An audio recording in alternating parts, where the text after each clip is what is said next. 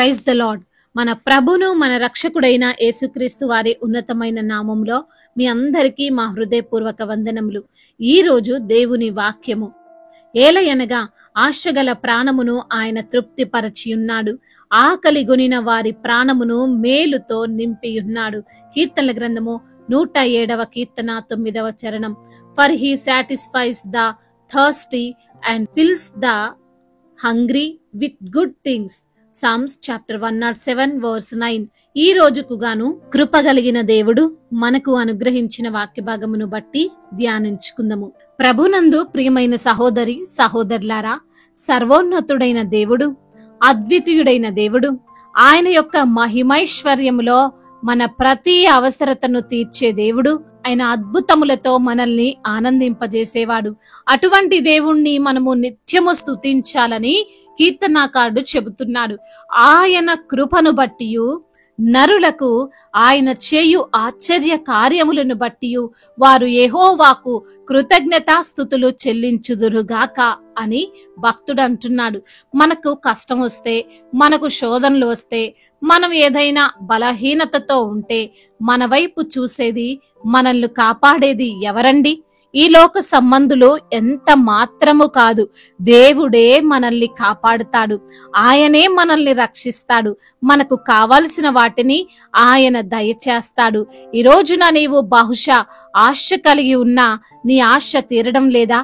నీవైతే ఎంతో ప్రయత్నిస్తున్నావు, నీవు ఎంతో ప్రయాసపడుతున్నావు, అయినా సరే నీవు తృప్తి పడేలాగా కార్యములు జరగడం లేదా? నీవు అత్యవసరమైన స్థితిలోనో, తప్పక ఇది కావాలి లేదంటే నాకు ఇబ్బంది వస్తుంది అనే పరిస్థితుల్లోనో నీవున్నావా? దేవుడు నీ ప్రాణమును మేలులతో నింపబోతున్నాడు.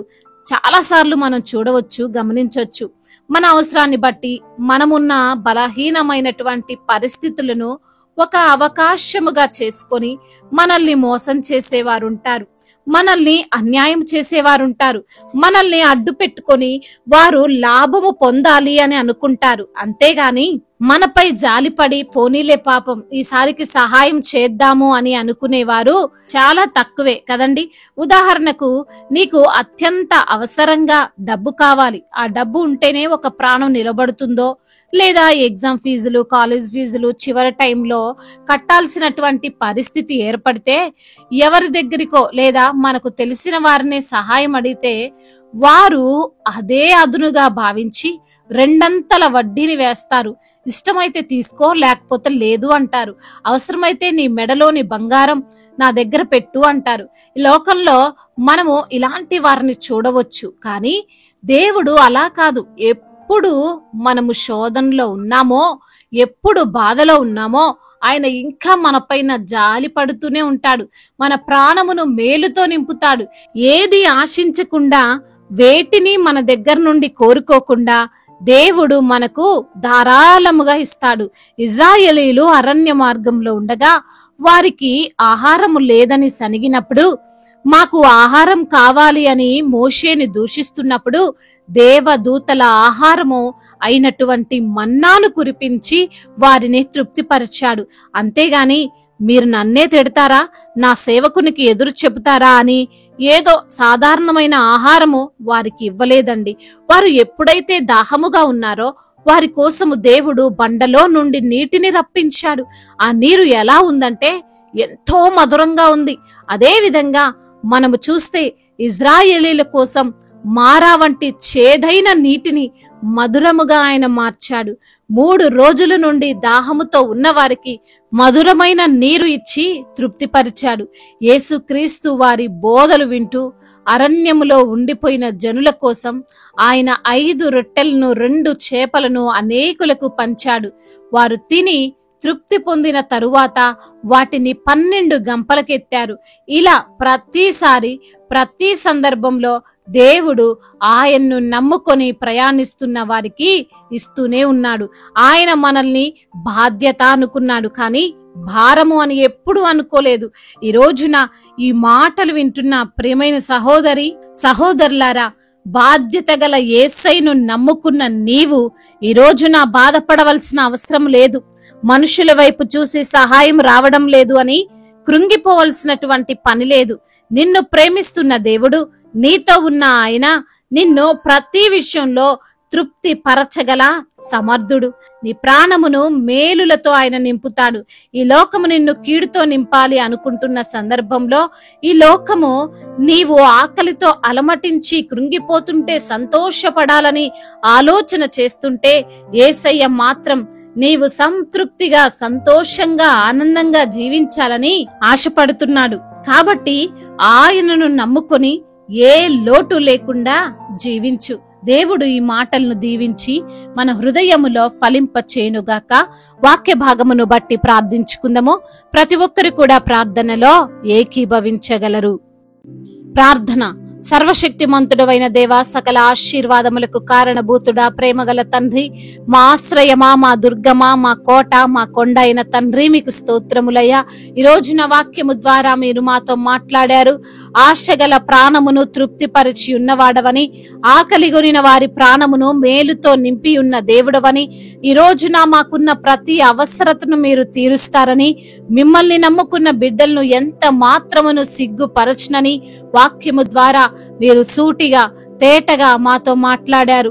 అయా, నీ బిడ్డలైన వారిని నిత్యము కాపాడుతూ వారిని పోషించిన విధానమును బట్టి మీకు స్తోత్రములు చెల్లిస్తున్నాం. ఎందరైతే బిడ్డలు ఈ రోజున వాక్యమును విని ప్రార్థనలో ఏకీభవిస్తున్నారో ప్రతి బిడ్డను మీరు పేరు పేరున దీవించండి, ఆశీర్వదించండి, బలపరచండి. కృంగిపోతున్న వారిని లేవనెత్తండి. అనాథలను, అభాగ్యులను ఆదుకునే దేవుడవు, తల్లిదండ్రి లేని వారి పక్షముగా న్యాయము తీర్చే దేవుడవు. ఈ రోజున నా తండ్రి, ఎందరైతే బిడ్డల ఆకలితో అలమటిస్తున్నారో అయా, వారిని తండ్రి మేలుల చేత నింపండి. వారి యొక్క ప్రాణమును తృప్తిపరచండి. ఏ ఆశతో అయితే బిడ్డలున్నారో వారి ఆశను చిగురింప చేయండి. వారు అనుకుంటున్న ప్రతి ఒక్క ప్రయత్నాన్ని మీరు సఫలము చేయండి. అనారోగ్యముతో బాధపడుతున్న ప్రతి బిడ్డకు యేసు నామములో స్వస్థతను దయచేయండి. సంపూర్ణ ఆరోగ్యం ఇచ్చి వారిని తండ్రి క్షేమకరంగా నడిపించండి. నా ప్రభ, వారికున్న బలహీనత, వారికున్న శారీరక రుగ్మతలన్నిటి నుండి కూడా విడుదలను అనుగ్రహించమని బ్రతిమిలాడుకుంటున్నాం. అదే విధంగా నా ప్రభువ, ఆర్థిక సమస్యలను కొట్టివేయండి.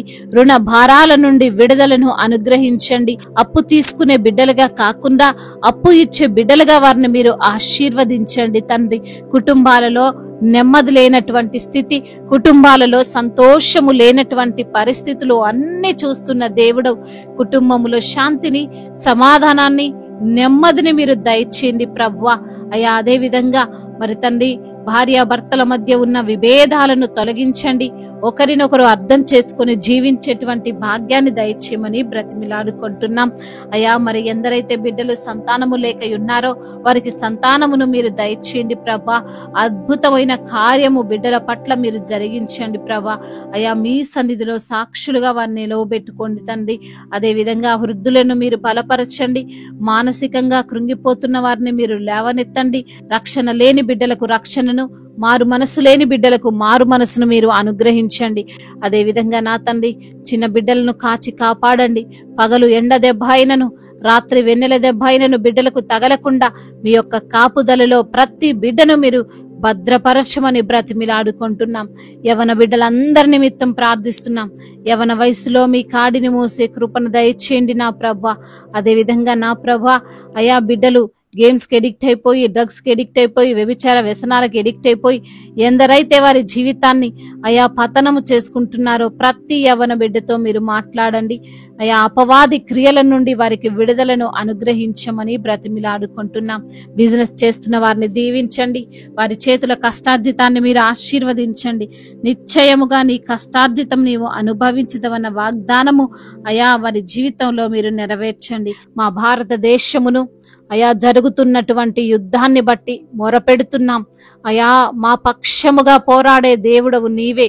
ఏ అపాయమును తండ్రి మీ బిడ్డలకు రాకుండా మీరే కాచి కాపాడమని వేడుకుంటున్నాం. అదే విధంగా దైవజనులందరికీ మీరు తోడుగా ఉండండి అయ్యా. మీ పరిచర్య చేస్తుండగా ఎటువంటి ఆటంకాలు వారికి కలగకుండా మీరే వారికి సహాయము దయచేయమని, సువార్థికులను మీరు బలపరచమని, మిషనరీస్ ను మీరు దీవించి ఆశీర్వదించమని బ్రతిమిలాడుకుంటూ తండ్రి, ఇంతవరకు చేసిన ప్రార్థన అంతటిని మీ పాద సన్నిధిన చేర్చుకోమని మానాథుడు, సర్వశక్తిమంతుడు, సజీవుడు యేసుక్రీస్తు వారి ఉన్నతమైన నామంలో ఈ ప్రార్థనను అడిగి వేడుకొని పొందుకొని ఉన్నాము మా ప్రియ పరలోకపు తండ్రి.